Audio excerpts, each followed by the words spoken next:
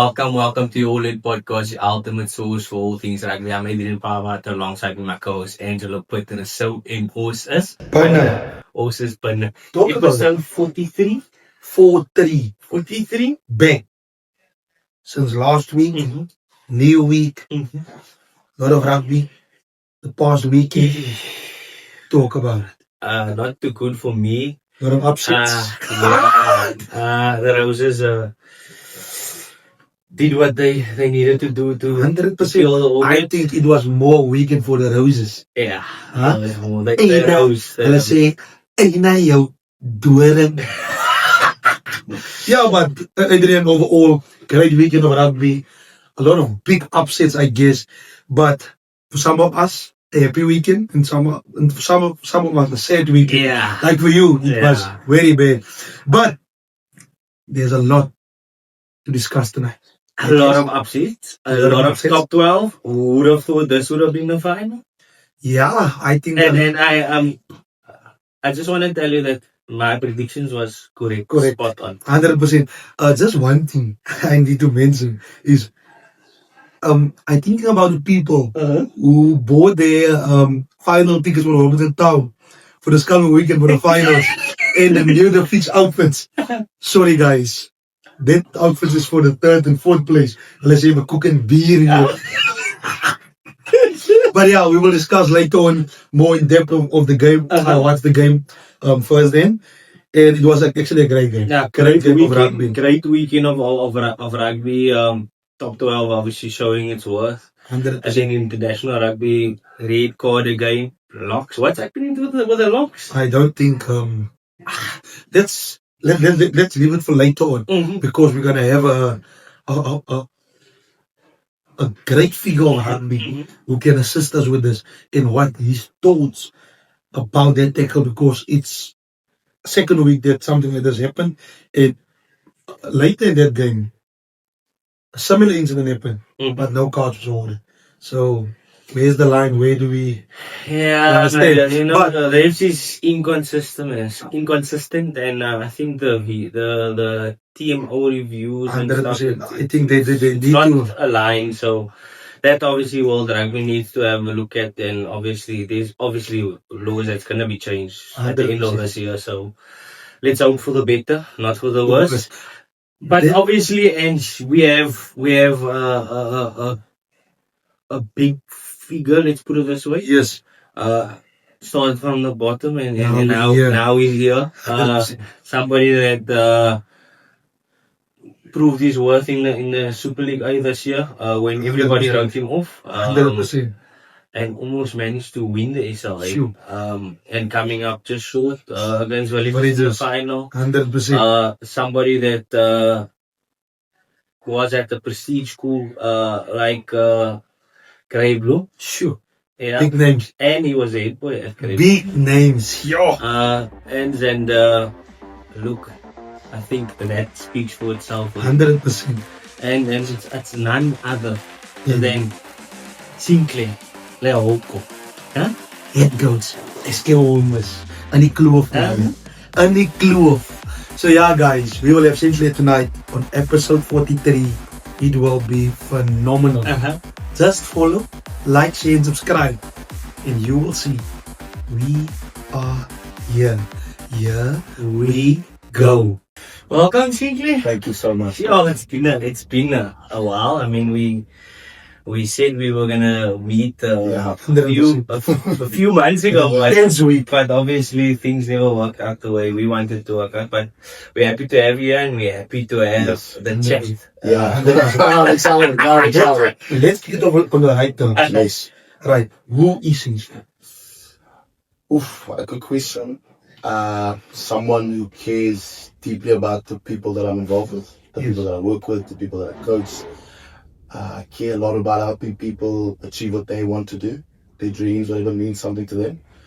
And someone who's incredibly competitive, who wants to win, who wants to be number one. If it's playing hand tennis or 30 seconds, he will win. Make sure you can win. So someone who's incredibly competitive but cares deeply about relationships. 100%. So I guess you never lose. You either learn But no lose. No losing, no.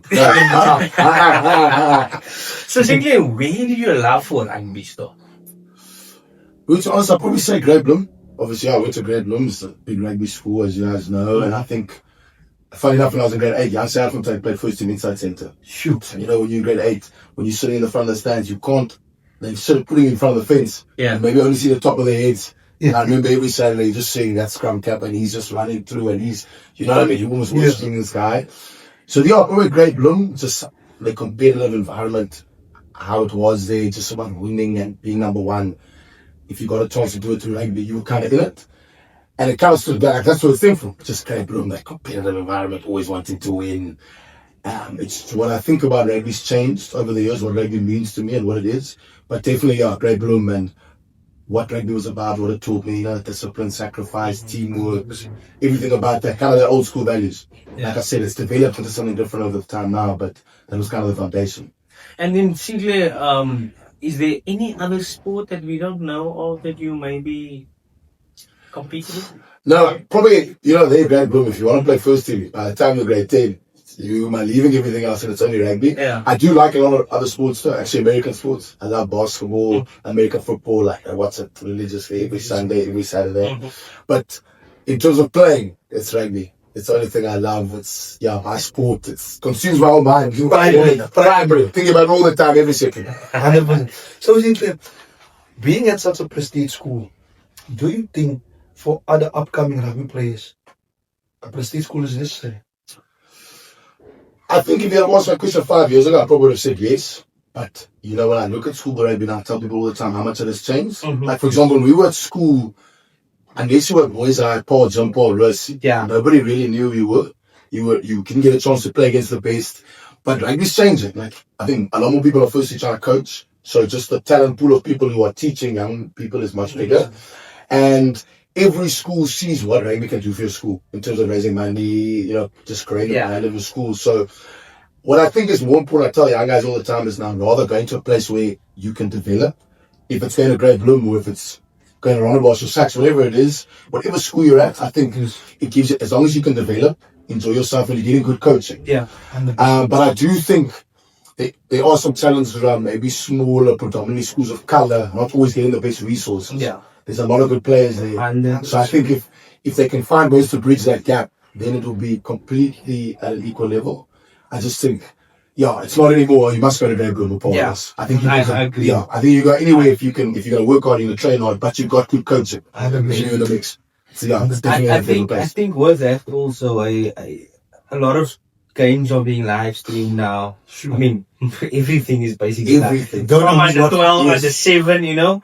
So I think it's more to a point of now, like, you know, like you said, if you work hard, you put in the time, you put in the effort, somebody's eventually in the scene. 100%. Because when I was in high school, we there was only two teams. There was a Kremweek side and Academy. That's it. So now they have It's only 23. now they have now they have like Kremweek A, XV, Academy A, and Academy B. side. No, it's So it's the pool is it's there. the thing that's out, like you're saying, is that guys are playing on TV. We always say, like, you guys remember when you were at school, you didn't know a guy unless you played against him. Yeah. You see that guy once a year, you know him, maybe you've seen him crave or whatever, but now every guy's playing on TV. Every guy's got a highlight video. You know, everyone is posting some sort of video, which has its cons, but I definitely agree with that. It's like giving guys a chance to spread their name and grow their own personal brand. Like, oh, yeah, maybe I went to a smaller school, but here's 5 minutes of me playing.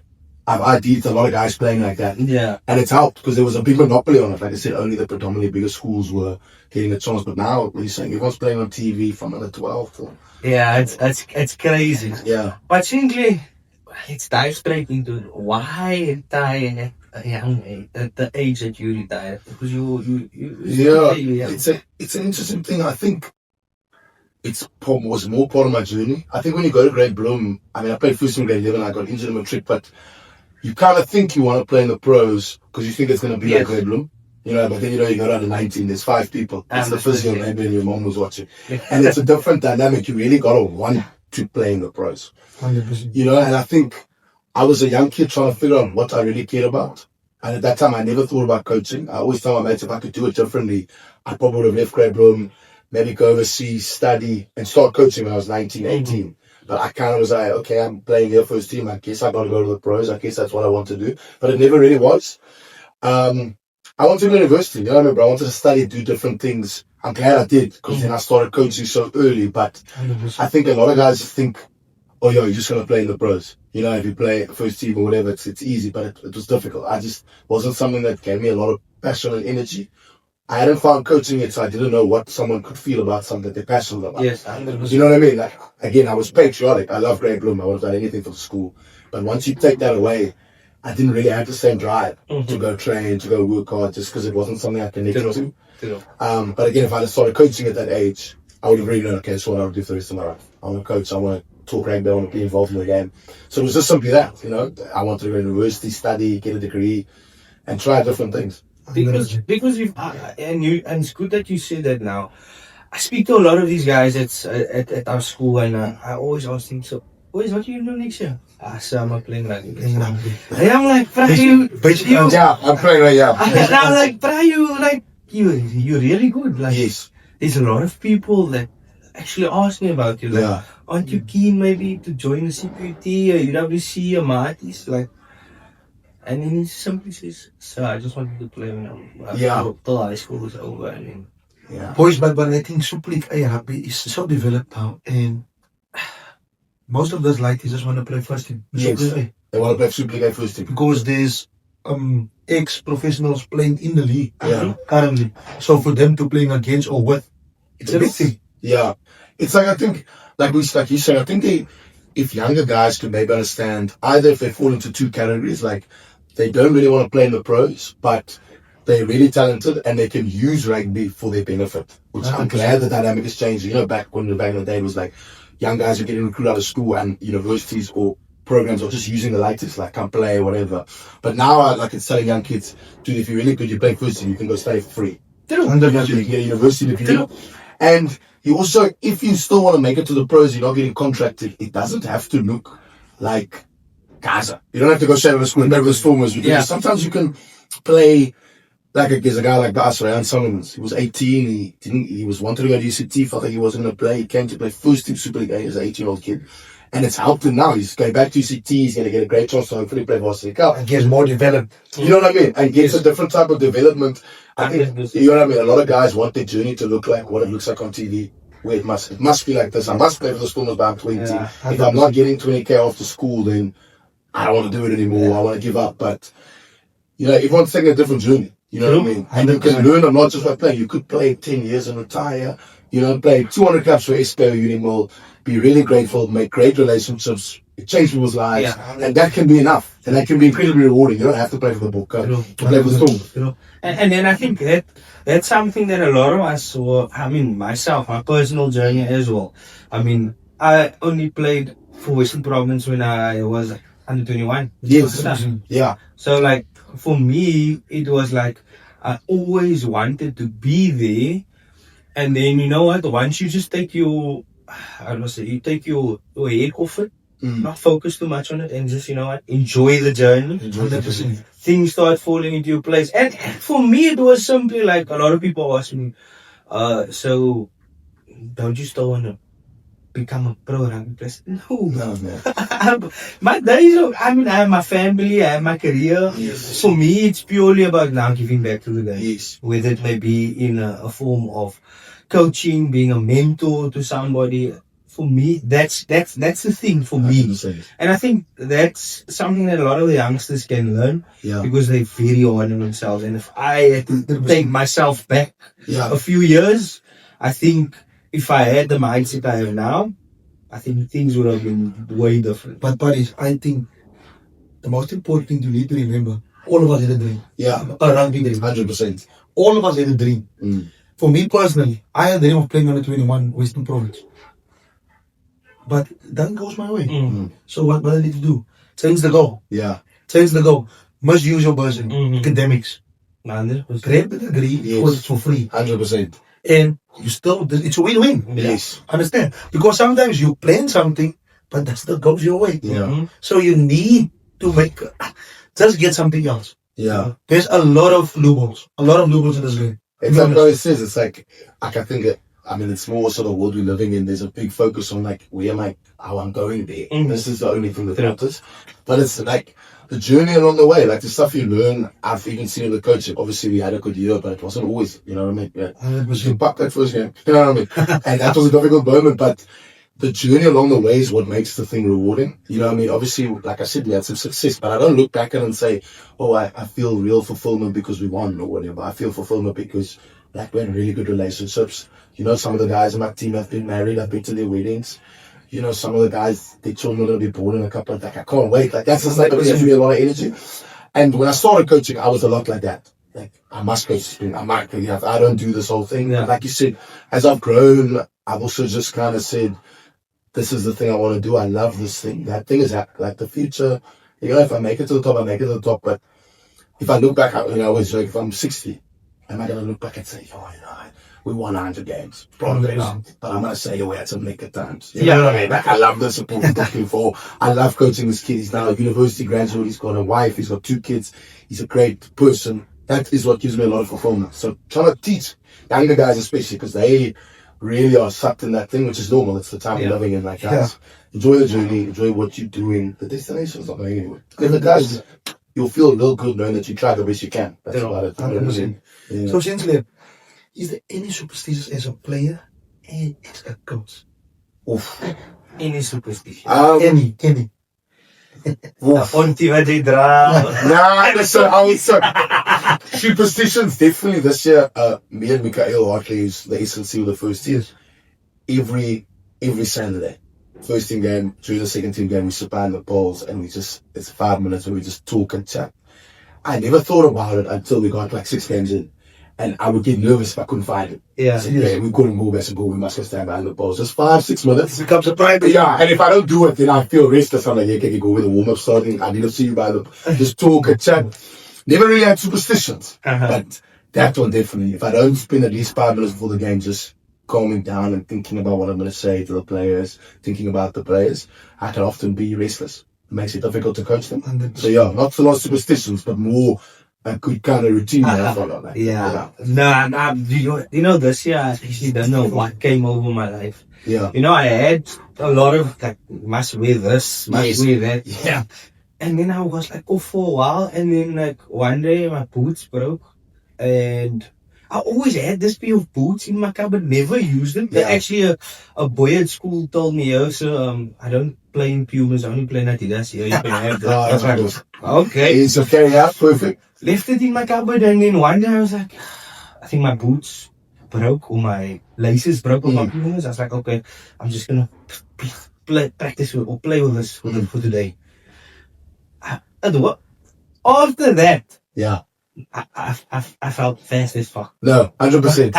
I never played with other boots on. It's a jacket that I wear. If I don't wear a jacket on a Saturday, I feel like I don't feel like I must go get the jacket. I find that I will wash on Saturday morning to make sure I'll put it in front of the fan even if I'm dry it. But the jacket is the jacket. I must have a jacket. Otherwise, it's not gonna work.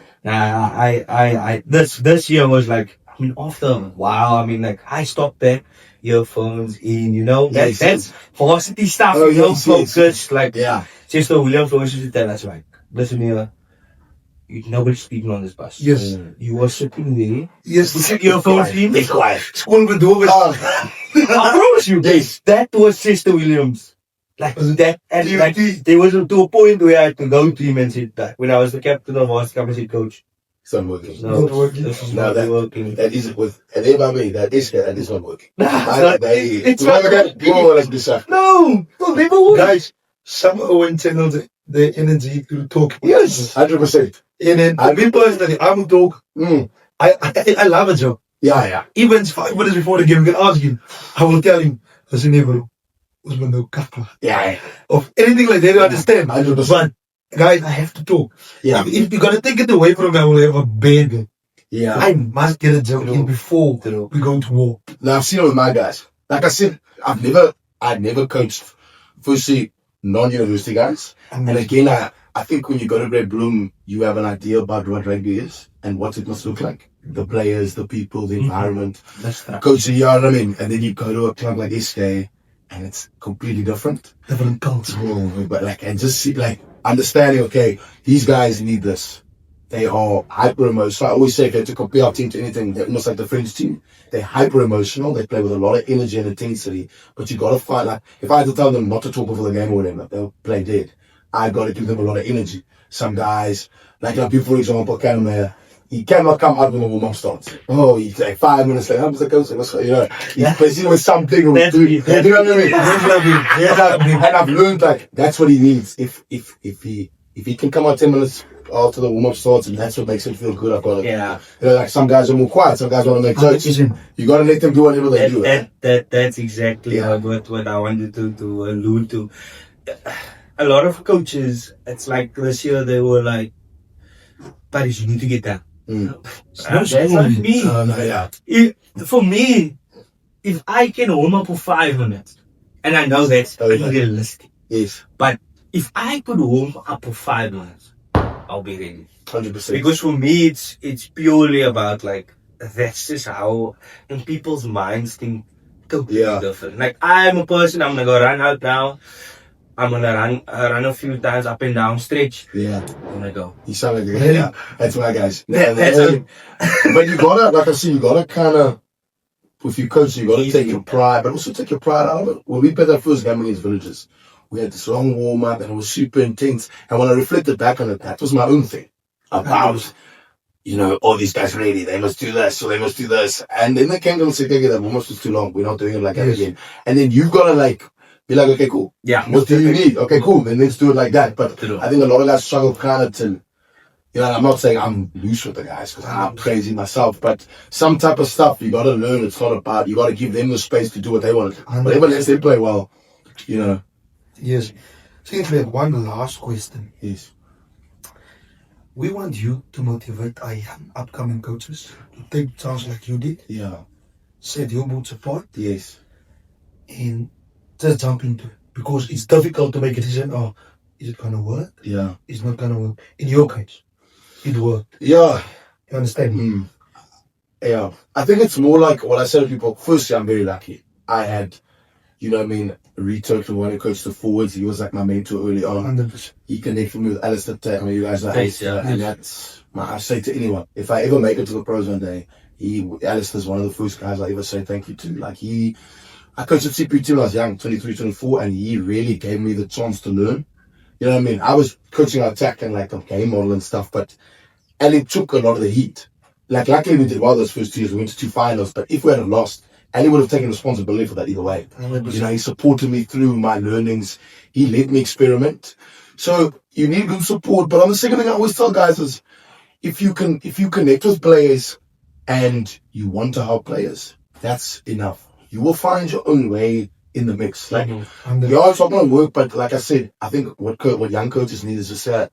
The idea is they need to learn firstly that the first couple of years it's not going to be flash. I'm coaching for no money probably. It's tough. You know, it's a lot of sacrifice because you got in our fight to make this thing happen. But if you just push through that early stage, like I'm saying, when I was coaching at CPUT, it was 1,000 Rand. Coaching these university guys was tough initially, but the lessons I learned, I don't know where I would have been without it, firstly. And I look back, I'm very grateful. I would do it all again. You know what I mean? I would coach those university guys again. I would go back there. And that's what you need when you're young. You need to work through it and learn and grow. But I think a lot of the guys, they think it's kind of been become a start and then straight away I'm going to, you know what I mean? Or that if I want to make it in rugby, I got to know like all the tactics and stuff. Everyone knows rugby, you know what I mean? Like, rugby is rugby. It's not, Yes. you know what I mean? But the bigger part is like connecting with the players, caring about the players, like working on how you connect with players. That's not easy. I don't always get it right. But if you want to coach. You back yourself, do it, believe in yourself, find people who can teach you. You don't know everything. And like I always say, same with players. Go in an environment where you can learn and grow. The money's not important. How many people are watching is not important. Are you helping people and making a difference? I promise you the rest will work out. You know what I mean? You'll find the right people. Someone's going to find you if you know rugby. You know what I mean? They're going to give you a chance. Just make sure you're ready when the chance comes. Yes. You know what I mean? Make sure you're ready for it. Soos in Afrikaans sê ons, die natuur sal jou op een of ander manier sal dit vir jou vind. As dit vir jou is. 100%. Maar as dit nie vir jou is nie, maak peace. En ek dink, dis waar meeste rugby spelers in depressie. Yes. You need to make peace with the situation. 100%. Because if you can't make peace with what happened to you, you can't. 100%. And then we had obviously the top 12 in the Boland. Inland and there's Boland. Boland is binnen. Obviously we had the Worcester villages against Saldanha, and I told you that Saldanha was obviously gonna kill them. Yeah, I think finals rugby. in Saldanha's used to playing the big states. And now playing in Wellington in front of Come on. almost 30,000 people. It's easy for them. It's like just another day. Get up, get it done. Here we go. Straight to the finals. Makkelijk. Talk about it. Bro, this is makkelijk. Dat gebeurt net zo dat. And then we had the word of the day not being the word of the day. Robertson Town losing to Roses United. Still goed de mensen zien.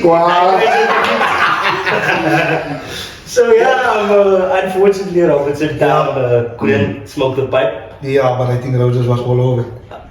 All about experience. Percy Williams.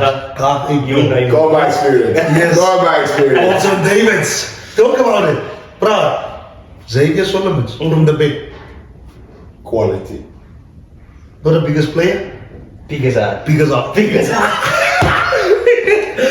Yeah, and then we're going into the international rugby. Italy against Box. Your thoughts on the red card? Jeez. No, I think it's, the rules of rugby are difficult. I think they're trying to police the rules in rugby. I definitely don't think it was a red card. Yeah. But I see what they're trying to do. Yeah. The tough thing is that, like I said, we always say it's not consistent. So that Japan-Scotland game, I think there was about 3 red cards in that game. And no guy got a red card, a couple of pains, a couple of yellows. It's just, they gotta find a way to police the rules a bit better. I would take away the rules anyways. I would say any high tackle is a yellow card. Yeah. Or just a penalty. It will give yellow card and then you go and review it. But you want, the thing is, and I don't know if World Rugby Cup or Europe is coming at the southern side of things. But I think just like, if necessary, give yellow card, review, and then let the people behind the scenes take care of that. Unless it's a straight punch or something that you can clearly see like they moet gaan. Yeah. But I think it's making rugby soft firstly. Yes. And I do understand like injuries happen, people break their necks and all of that, and we need to take player safety and player welfare.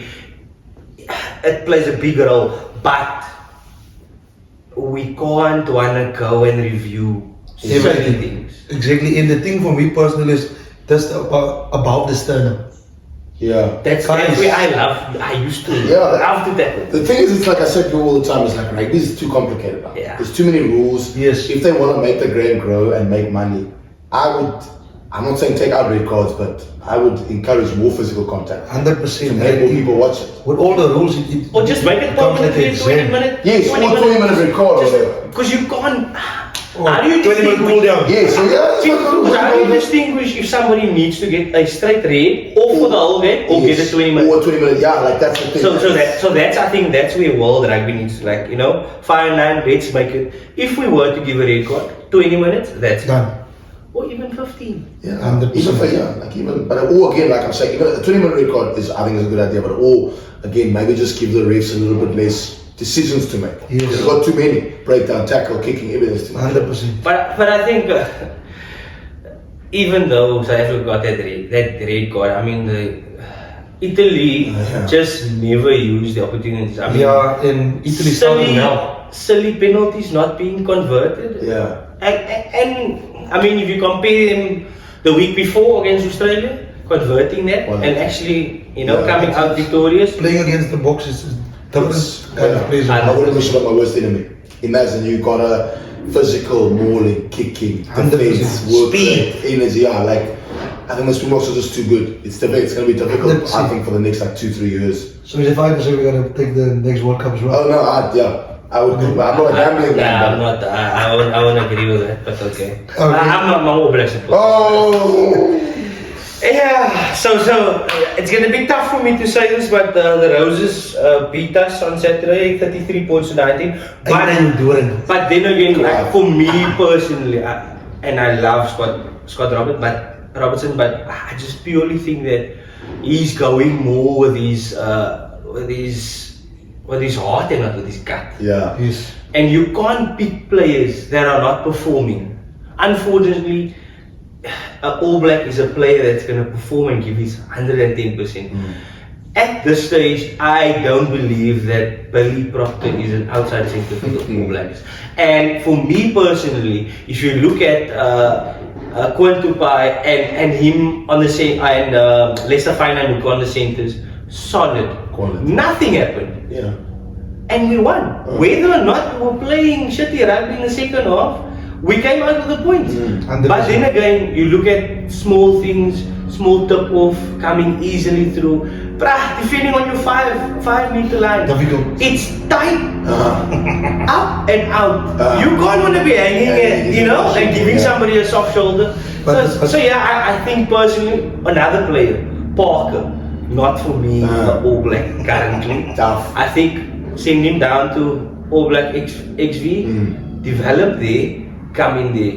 You need guys that's gonna go to war for you for 80 minutes. You can't play 5 minute rugby. Yeah, 100%. And that's what happened with Kieran Reid when he started off. He wasn't the best player. Yeah. But they gradually brought him in until he became the world's best. And unfortunately, I think that's where they're lacking. And I think they are still stuck in certain ways where they don't want to change, especially up front. And I mean, the game's evolving and a lot of people are catching up. Yeah. But I think, seriously, your head coach underestimated England. No, I don't think he underestimated it. He does. I think the type of game he started off with, he started off, too quick try. And then you go sit on your back, you can't. Yeah. It's exactly the same that happened in Scotland. Yes. You can't come out firing. And then you sit, and then you're like, okay, I'm inviting you, come in. I think it's a tough thing with the All Blacks. So I think it's they're almost stuck in this roller coaster of the same thing. So I think them only playing Super Rugby doesn't help at all. True. They don't play against physical. Not that league's not physical, but it's the same type of rugby. Everyone's playing fast tempo. You then go play Test Rugby where it's super physical. True. Okay, then they start playing Test Rugby. Everyone is giving them their A game. They are not always 100% on it. And then again, I just think. Again, I mean, Rez is the coach of the All Blacks, but I just sometimes when you watch them play, I don't think they have full clarity on what they are trying to do always. So like that game, they start the first 20 minutes, good kicking game, tempo, same side attack, they're on top of those guys. Then the game gets tight, now they're trying to kick, they're trying to play a little bit slower. 100%. You know what I mean? I just think they need to stick to their DNA, playing fast, quick ball. That's where they do well. And then again, I don't think people also, they don't have the player pool that they have. Think about the guys, we were talking about this week at work. 2015, you put him on that TV, it's Alan Smith, TJ Perinara, Aaron Cruden, Marlon, Conrad Smith, Sonny Williams, Israel Dyer, Kieran Reid, all these guys. All these players, Liam Messam, Woodcock, Britannic. Whereas now they're kind of in that phase where they can't bring in overseas players because then the guys are going to stop playing Super Rugby, and they can't develop the guys against physical guys. So the only chance they get to develop is like this, with the amount of pressure of everyone being the All Blacks cannot lose. True. You know what I mean? So it's I don't know how they're going to fix it, and I don't know how they're going to get. Excellent, difficult one. You know what? It's actually funny enough. The roles have changed. If you look back when Jake White was the coach, Jake White never used to pick guys that was performing. Yes. He used to pick guys, experienced guys. Whereas now, Rassie Erasmus is giving every youngster that he feels deserves to be in that green and gold jersey opportunity. And that is the difference. If you look at Graham Henry, gave youngsters opportunities, came through. If you look at the assistant coach of him that became the what's his name? Foster. He gave those guys opportunities. That the likes of Xavier coming through and all of that. So I think that is the biggest problem currently with the All Blacks, and let's hope with you can get that. It's also tough. Think about, I was talking to my friend, me and Damien, talking about England. A year ago, they couldn't buy a win. You know what I mean? They were nowhere. Now they've got, good 23 guys. They know they were going to play. Like, that's the thing. I just feel the All Blacks are far from that. Because they can't even pick the best 23. Like you say, every week it's Proctor, or it's Leicester, or it's Rico, it's this guy. Yeah, I think it's a long, it's tough. Because Test Rugby now is like, it's South Africa, Ireland. Who's at their level? France, okay, it's pretty close. But if you don't have at least 50 guys that can play for your country, well, it's being like 40, it's going to be tough. Because we can only give guys a chance because, imagine, those guys we started, Marnie's on the bench, Caden Mood, Caden Mood is playing for any other country. The guy's playing 50 caps for Wales right now. So it's like that. We've got so many good players, it allows us the chance to do that. But we talk about it all the time with the All Blacks. How are they going to figure the whole thing out? We only time will tell, but I think it could be a good thing. Yeah. Don't get me wrong, it could be a good thing for them because I think this is where you find yourself if you're in a dark place. 100%. All to fight through it. Yeah, so I think it's a good place. I just hope he can find his rhythm. And they don't fire it because he's getting heat now, like you know what I mean. He is, and then that's normally not the way they go about things. Yeah. 100%. So and then Ireland beating Australia convincingly 46 points to 19. Expected. And then Fiji throwing one at France, and then France just being France, obviously just capitalizing on the opportunities and taking it 32 points to 12. And then we had the Sunday game. I don't know if you guys watched it. Yeah. Scotland versus Argentina. Guys, Argentina in the last 20 minutes Quality. was like a hot knife through butter. Tempo. Yes, bro. They always remind me of when Coach Nazim Adams used to tell us P2, P3. Fast. That's like, you gotta play fast. It is rugby, like everyone, the defense, the kicking.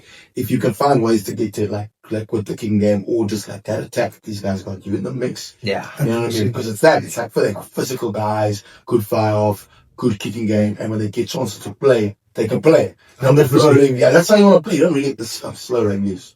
Yeah. Nah, I agree. And then obviously the Japan just losing out to Wales, 24 points to 23, and that was, I think Japan is in the rebuilding phase, like he's saying now, and I hope the wall is gonna break again, like in 2015.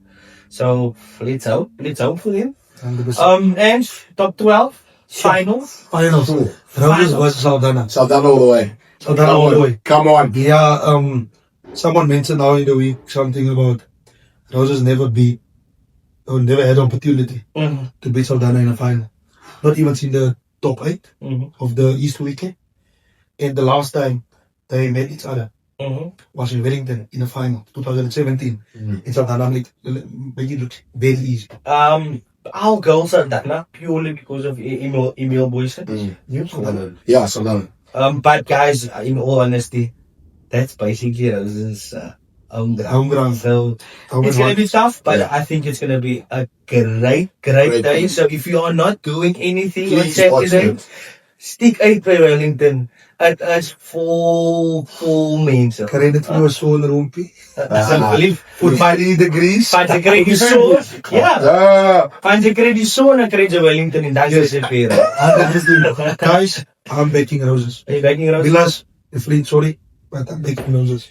I'll go also then. And then obviously Test match rugby, New Zealand playing Wales. I'll go New Zealand. Ireland playing South Africa. I'll go Ireland. Nice. Take the mouse up, son. Go. Italy versus Chile. Italy. I'll go Chile. Italy. Just to be cool. Playing against Australia. Yeah. Schedule. France versus Australia. Guys, I think I'm going Australia. I'm going Australia.